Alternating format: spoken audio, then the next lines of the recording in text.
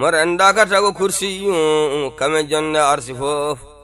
الحمد لله رب العالمين والصلاة والسلام على أشرف المرسلين سيدنا محمد ابن عبد الله وعلى أصحابه وآله وأتباعه إلى يوم الدين.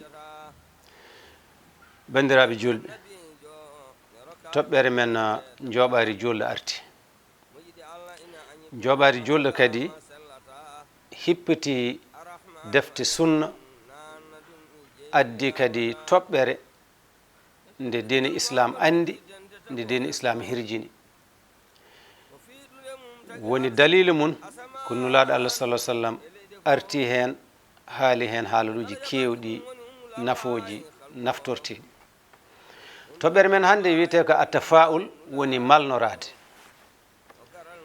malnoraade ko hunde fotnde wattoreede, sabu leñol men walla rendo men ina jogii saɗeende. ɓuri heewde yimɓe ko hiitnotooɓe, ɓuri heewde yimɓe ɓe ngalaa sooynande moƴƴere laaɓtunde. geɗe ɗe fof ɓe kerƴinat ɗum taw suwa arde. wonaa noon islam yiiri banndiraaɓe. islam yiɗi ko neɗɗo mo ngannduɗaa jortoto tan koko moƴƴi, sooynoto tan koko moƴƴi. hunde fof wiyata ko ma moƴƴu ma feewo. rendo men banndiraaɓe ina heewi hulɓinooɓe, ina heewi dognooɓe, ina heewi soydinooɓe, ina heewi wiyoɓe woto naata heen, ina heewi wiyoɓe hoolnaaki, ina heewi wiyoɓe moƴƴata, ina heewi wiyoɓe yahata. ɗum noon kadi wonaa ngon rendo islam mahi. ɗum tagi nulaa sallah sallam e hadis mbo abou hurayrata addani en, o wi kana annabiyu sallllahu alayhi wa sallam, kanko annabi kana yujibuhu lfaalu lhasan wa yakrahu atatayur wa tayra. o wi kanko annabi ombo yiɗno, ombo yooɗateno malnoraade hunde moƴƴere. so ƴiwni mbiyama toɓa ha yimɓe belto, wona keneeli kulɓiniɗi, wona kaaƴe toɓata, wona safara toɓata, ko ɓuuɓɗam belɗam. so yimɓe ne kaɓiye mbiye ma pool, so yimɓe ne ɗanno mbiye ma jotto e dow jam, janata ɗomko. kala ko moƴƴinata yeeso ko ɗum o yiɗno kanko annabi. ombo añi hiitnorade, hunde fof wiye moƴƴata, hunde fof wiye koko hiita, ɗum ɗo o jaɓatan ɗum. imam mawrudi mawardi oɗo ko ganda mawɗo e nder leñol he. defte mum ko kanŋe, ko tugnorteɗe. kanko o wi fa amma alfaalu malnorade fa fihi ina hen taqwiyatu lil azmi, sembinde pellital, ina mawnina pellital. wo baithun alal jiddi, ina herjina kadi tinnare. wiyede ma moƴƴu tinne ɗe ko onon gañoto, walla ko onon dañata, walla remtan may soñ ha heewa. ɗum ina softina. o wi kadi wo maunatun ala dhufri, ina walla kadi ngam dañde njeɗu yeɗede. malnoraade ina addana neɗɗo njeɗu, sabu gonɗinat yiyata ko moƴƴere nde. faqad tafaala rasulullahi sallllahu alih w sallam, nulaaɗo allah malnorima fi gadawati wa horobi. dendagal golwale nulaaɗo allah waɗatno e haareji meeɗa wiide maɓe pool men. wiyanno tan ma en pool, soɓe jeehi ɓe poolo ɓe garta. habrama kadi kanko sallllahu alih w sallam nulaaɗo allah o nanino konngol ngol weli ɗum, yooɗi ɗum. fa qala o wi akhadna fa'alaka fi fiika.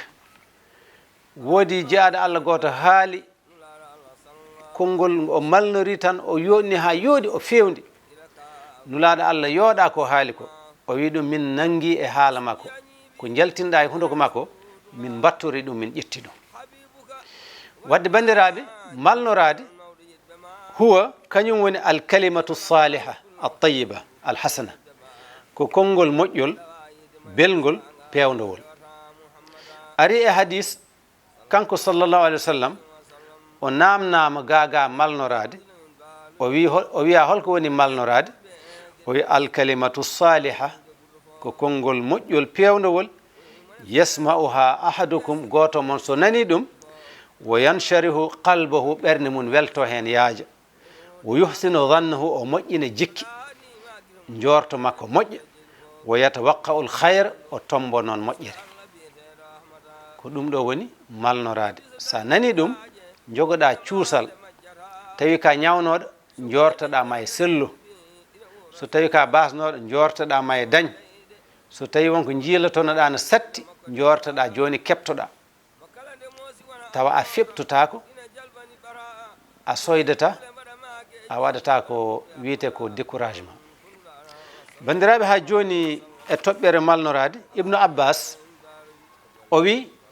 alfarqu ko serndi baynal faali wa tayra hakkude hitnade e malnorade ceerti ko malnorade kañum ko e laabi moƴƴude jikki e Allah jogade Allah jikki moƴƴo e jorto moƴƴo ko ɗum woni malnorade wa tayra to hitnade noon la takunu wonata illa fi so wona e bonande falidhalika kurihat ko ɗum waɗi ɗum añede hitnade wona tan koye bone kono malnorade firti ko jortade Allah moƴƴere ganda yurmede Allah nde ina yaaji gasata huɓata mbasa ɗum fiɓtade kala ko ɓettoɗa paaɗoɗa jortoɗa moƴƴere nen yeeso ma ko leelani ɗum woni malnorade fayidaji malnorade noon no heewi bandiraɓe julɓe ina jaa hen husnu dhanne billahi taala ina jaa e fayidagal mum kanko malnortoɗo omo jogee Allah jorto moƴƴo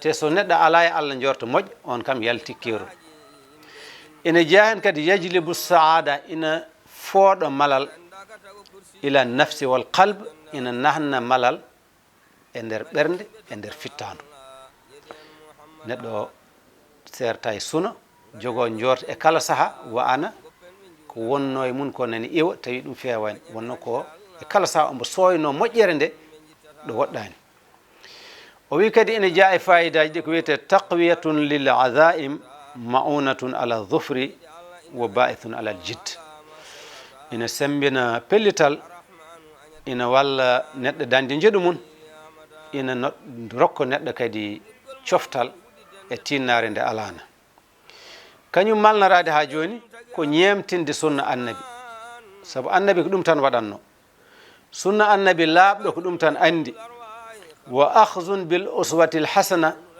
ko noon kadi ko ƴettude e ñemtodirgal moƴƴal nde wonno Allah wi men laqad kana lakum on dañi fi rasulillahi e annabi Allah o uswatun hasana oɗo nulaɗo on dañe makko ñemtonirgal moƴƴal kala ko waɗi ƴette nulaɗo Allah kañum gueɗe mun fof baɗe mun fof haalaluji mun fof koko rartate ƴette fof koko ñemtinte koko ñembate wadde no waɗanno ni ko noon poɗɗen wadde kanko annabi o meeɗano sombo yaha wolde so wona o malnora kana yatafaal o malnortono fi hurubihi e hareji makko wa gazawatihi e kunuji makko ɗi o waɗanno kala nde o yalti o yanno sahabaɓe ko jehen ko enen jeeyi polgu o suusno ɗumen ha suusa so tawi wasɓe gonno hen wi ngaluji nani gara yeeso